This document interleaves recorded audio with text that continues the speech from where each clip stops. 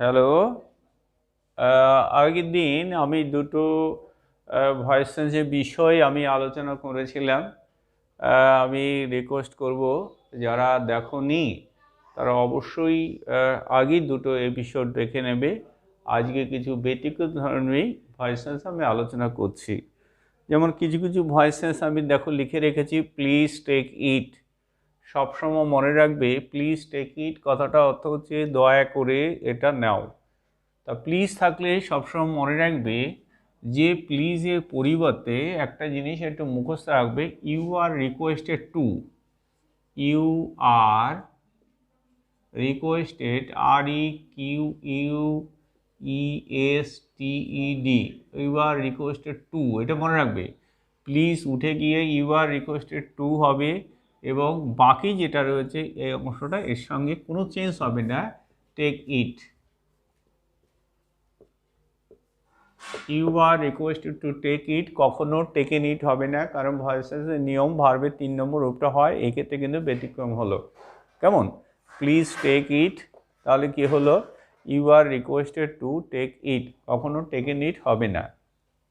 পরে ঠিক same way আরেকটা দিয়েছিলাম, প্লিজ হেল্প মি। তাহলে এই ক্ষেত্রেও হবে প্লিজের পরিবর্তে একটা জিনিস সবসময় মনে রাখবে, আমি যখন ক্লাস নেব প্রত্যেক স্টুডেন্টকে বলবো তারা সবসময় খাতা কলম রেডি রাখবে। কেমন? এবং এই প্র্যাকটিস করানোর পরে আমি অবশ্যই টেলিগ্রামে প্র্যাকটিসের জন্য কিছু আমি আপলোড করে দেবো, সেগুলো তোমরা অনুসরণ করবে। আমি প্রতি সানডে সেগুলো আবার ব্যাখ্যা করে বলবো অ্যান্সারগুলো। কেমন? তাহলে প্লিজ রয়েছে, এটা এর পরিবর্তে আমরা দেখব ঠিক আগ মতো you are requested to help me, এটা আমি লিখলাম না। তা প্লিজ থাকলে লিখতে হবে ইউ আর রিকোয়েস্টেড টু, প্লিজের পরিবর্তে, এবং বাকি যে অংশটা রয়েছে হেল্প মি, সেই হেল্প মিটাও তোমরা লিখবে। কেমন?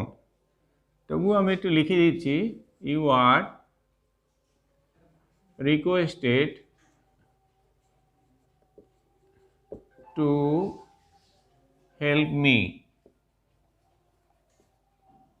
কখনো হেল্প মি হবে না, ইডি যোগ হবে না, you are requested to help me. কেমন? তো পরে আরেকটা রয়েছে, দেখো এটা একটা এপিসোড একটা হয়ে গেল যে প্লিজ থাকলে আমরা বুঝলাম ইউ আর রিকোয়েস্টেড টু। পরে আমি দুটো ভার্সন দিয়েছি, come in, go to bed. Come in, go to bed, দেখো এগুলো সাবজেক্ট নেই কিন্তু ইম্পারেটিভ সেন্টেন্স। আমি বলেছিলাম ইম্পারেটিভ সেন্টেন্স লেট দিয়ে শুরু করতে হয়, কিন্তু সেইটা একটু ব্যতিক্রম ঘটলো। তার কারণটা হচ্ছে এটা দেখো একটা প্রিভেশন রয়েছে, যেমন কাম ইন, ইনটা প্রিভেশন, গো টু বেড, টুটা প্রিভেশন। কেমন? তো এই ক্ষেত্রে কিন্তু ওই আগে যে ফর্মুলাটা ছিল সেই ফর্মুলাটা একটা অ্যাপ্লাই হবে না, এটা হবে you are told to. You are told to, you are told to come in.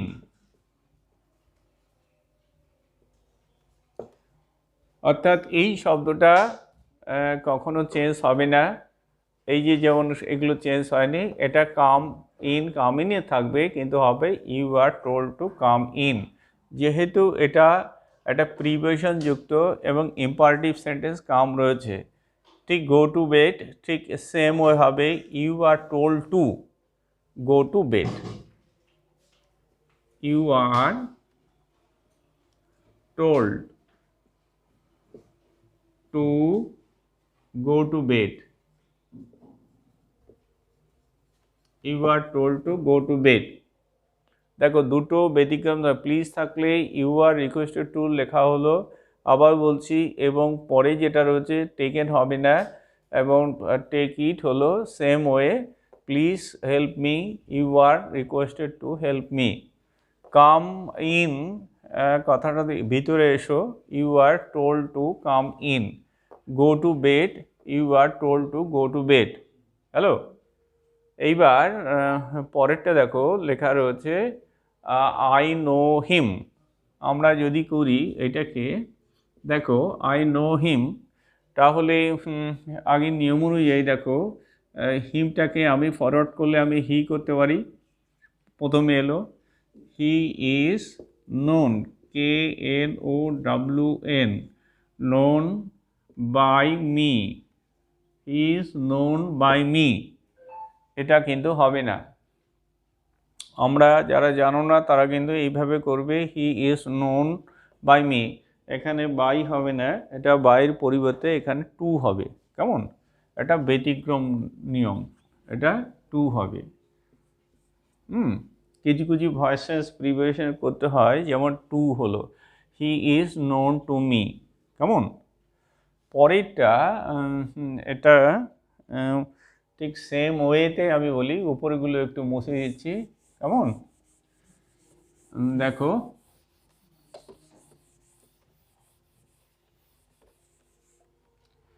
ছিল tears filled her eyes,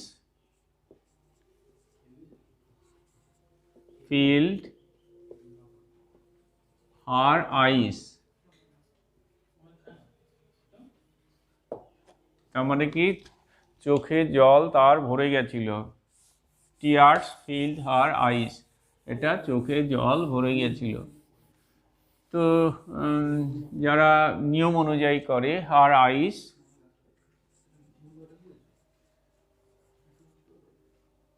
এটা ফিল্ড ছিল পাস্ট টেন্সে, ফিল্ড ছিল, সেই জন্য কিন্তু ওয়াজ ওয়ার হবে, যেহেতু দুটো চোখ বলা আছে সেই জন্য ওয়ার হলো।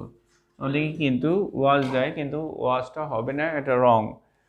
হার আইস ওয়ার ফিল্ড একটাই থাকবে,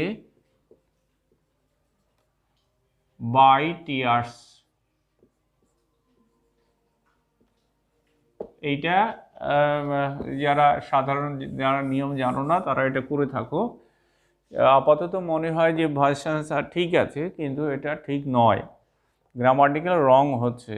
কারণটা আমি বলে দিচ্ছি, যেমন her eyes were filled by tears, এটা কি আমরা বাই টিয়ার্স লিখব না, এটাকে বাই হবে না, এটাকে উইথ টিয়ার্স হবে। কেন উইথ হলো? তার কারণটা হচ্ছে চোখে জল শরীরে একটা অংশ বা একটা পার্ট। কেমন? তখন যদি আমরা পুরো শরীর আমরা থাকতো আই বা হি কিংবা সি, আমরা by her, by him, by me এসব লিখতাম, কিন্তু যেহেতু চোখে জল একটা শরীরের একটা অংশ, সেই জন্য উইথ টিয়ার্স হলো, বাই টিয়ার্স হলো না। এটা ভালো করে নোট করে নাও, her eyes were filled with tears কখনো কিন্তু বাই এটা বলবে না, যেহেতু শরীরের অংশ। আচ্ছা, পরেরটা ছিল দেখো, হানি টেস্ট সুইট, এটা ব্যতিক্রম ধর্মী।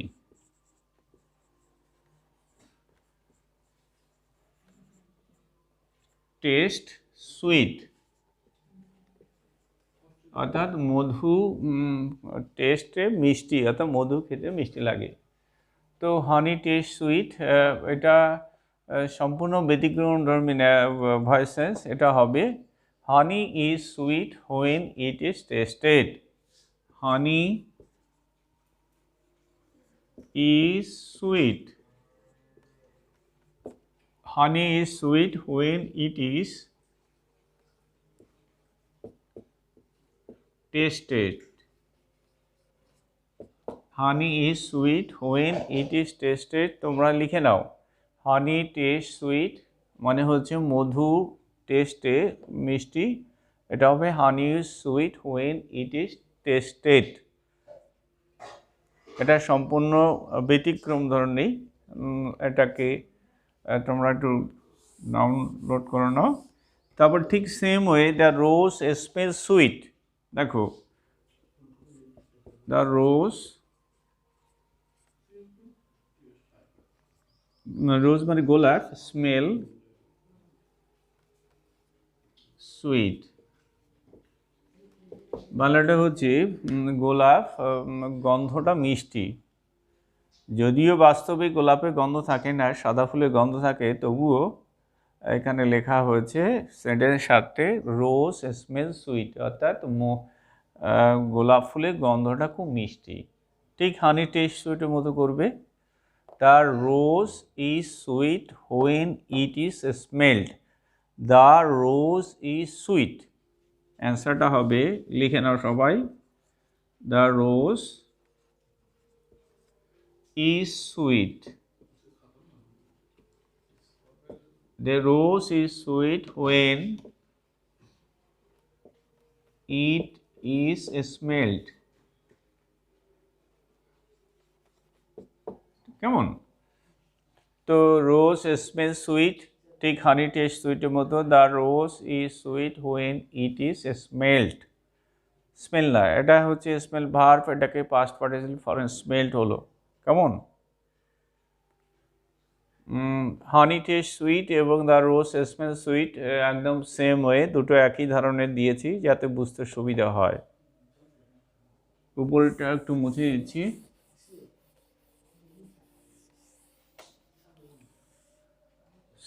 যেমন ছিল somebody has stolen my watch. Somebody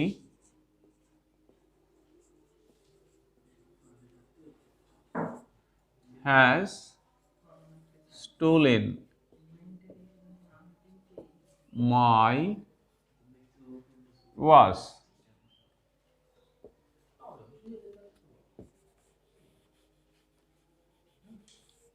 WATCH and এটা W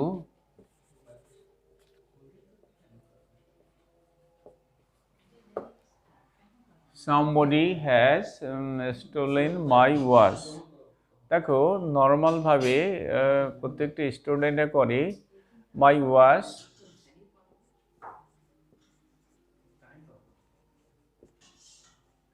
হ্যাজ থাকলে হ্যাজ বিন বসে, stolen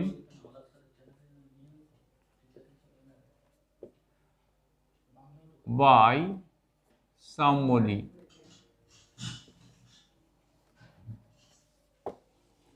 My watch has been stolen by somebody. এটা ম্যাক্সিমাম ছেলেমেয়েরা স্টুডেন্টরা করে থাকে, কিন্তু এটা হলো না।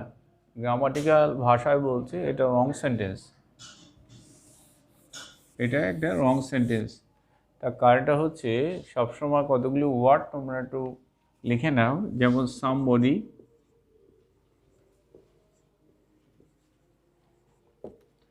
someone,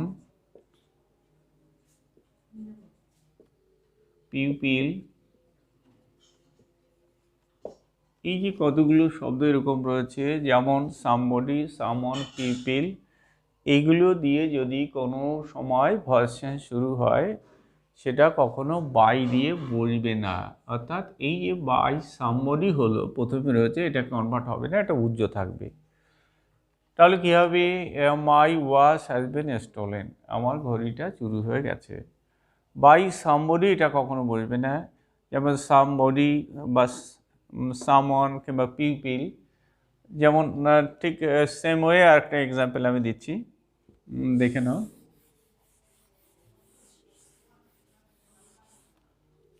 যেমন বলতে পারি someone killed a tiger.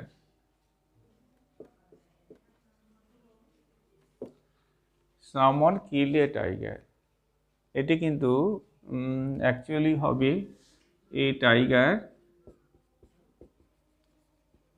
was killed। আবার বলছি by someone, এটা কিন্তু হবে না।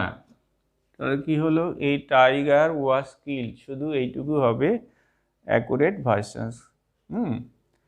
somebody, someone, people এইগুলো দিয়ে যদি কোনো ভার্সেন্স শুরু হয় তাহলে এগুলো কিন্তু কখনোই বাই দিয়ে শেষে বসে না, অর্থাৎ এটা সাবজেক্টটা কখনো অবজেক্ট হবে না, এটা উজ্জ্ব থাকবে, অর্থাৎ এটা থাকবেই না। তাহলে অ্যান্সারটা হলো এই টাইগার ওয়াজ কিল্ড, শুধু এইটুকু লিখলেই কিন্তু পুরো নম্বরটা পাবে। কেমন? তো আজকে তো বেশ কিছু ব্যতিক্রম আলোচনা করা হলো। আমি প্র্যাকটিসের জন্য 20 থেকে 30টা আজকেই একটু পরেই আমি এগুলো লিখে দেব, তোমরা সেগুলো একটু প্র্যাকটিস করবে। 3 দিন আমি যে 3টে এপিসোড নিয়েছি সেই তিনটে দেখে তোমরা কিন্তু কমপক্ষে 20 থেকে 30টা করবে, আমি ডাউনলোড করে দেবো। আর নেক্সট রবিবারের সানডে আমি এগুলো ডিসকাস করে দেবো। তাহলে আজকে এই পর্যন্ত।